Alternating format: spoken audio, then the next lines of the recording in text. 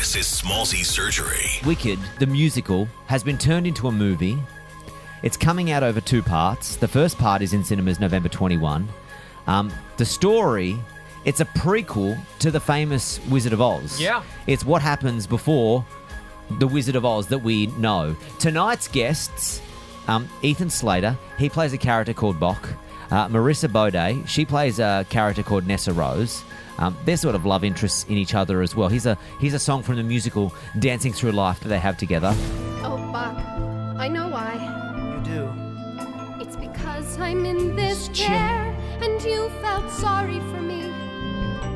Well, isn't that right? No, it's because you are so beautiful. Oh, Buck, I think you're wonderful and we deserve each other. Don't you see this is our chance? Okay, should we get him on the show? Yeah. Let's go. Ethan Slater, Marissa Bode, here we go. Backwoodsman of Munchkin Land. Hi, I'm Ethan Slater. Actress Marissa Bode. Small-town Wisconsin actress makes her Hollywood debut in the film version of the popular musical Wicked. I'm so ready to fly. You know what? Let's dance. Look at you two. Congratulations on the film. Thank you. Thank you so much. Marissa and Ethan, there is so... I was just saying before we started, there is chaos outside. This movie is... I mean, so people are so excited for it. Just give me a little glimpse inside your world. How much chaos is there inside it at the moment? Because this is stop number 1 of 5 cities, I believe. Yeah, that's right. It's I think it's chaos in the best kind of way. Yeah. But also it's the kind of thing where I'm so excited to be doing it. I'm so proud to be a part of this movie that I'm trying to embrace it as much as possible, even if I can't really make sense of it yet. The fans are so dedicated. I mean, they camped out. They did. They camped out incredible. so dedicated, and I love that. I love the Wicked fans and the Wicked heads for sure. Tell me about the moment you found out that both of you were going to be involved in the project. Where were you, Ethan, when you got the call? I was about to start an overnight shoot for something else. Yeah. And I got a phone call. Well, actually, I got a phone call saying hey, can you be in Los Angeles tomorrow? And I was like, yeah, I absolutely can. I have no idea how I'm gonna make this work. I'm supposed to be filming all night, but they're like, well, we'll make it happen. And I got picked up, right after an overnight shoot, 4 a.m., flew over to LA to do a little screen test, and that's kind of where I found out about it. And what about you, Marissa? Where were you? I was in my apartment, my tiny, not so great studio apartment. And they told me originally that it was a callback. Okay. And they surprised me by telling me that I got the role. John was so clever. He was like, you know what?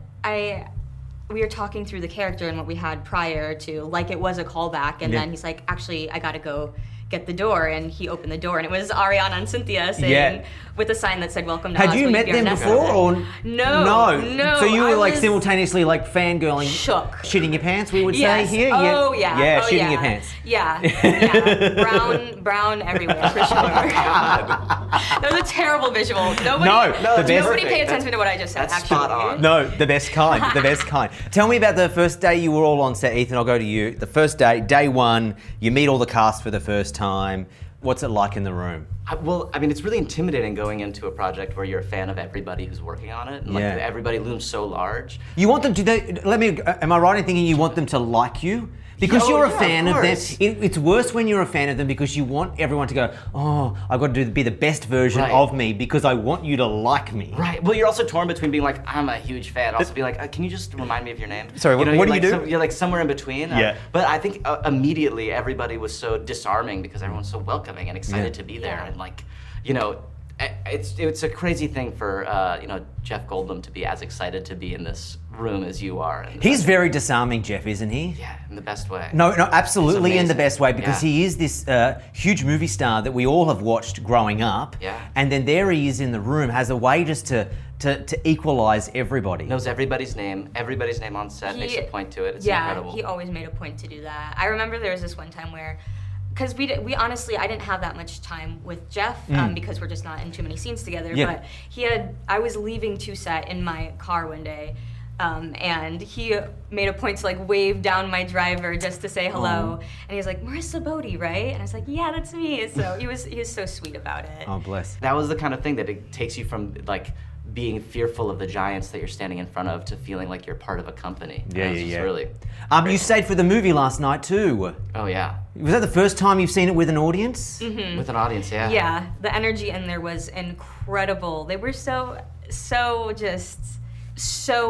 in it and so loving and just so supportive, clapping through our entrances on screen, all the characters, and after all the songs. I felt like the movie left some applause breaks intentionally for people who are watching to give everyone and every number in the movie just enough time for everyone to sit back and appreciate and you know, give credit to the. I know. It was really nice to hear the like roaring applause after the Wizard and I, or you know, it was like, amazing. But also, I was a little bit like, but there's so much good stuff. Like, don't cover it up, please.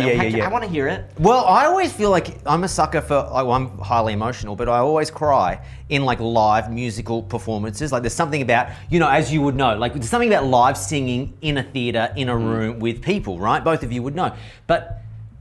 To move me in a theater, like in a movie, like there are some incredible performances in this film. Yeah. I think the voices in this film are undeniable. Obviously, Cynthia and Ariana, they're the best just singers in the world. Honestly, you know? they were both born to play these roles. And then some. Because then not only are they able to like sing it and bring so much truth, but every single moment I think is so like deep and nuanced that you like want to leap out of your skin. You know, I was going to say leap out of your seat, but it's more than that. Yeah, absolutely. Guys, congratulations on the film. Thank you. Thank you I so loved much. it. Great to meet you both and enjoy great the to rest meet you of the too. world tour. Thank you so much. Thank you. We will.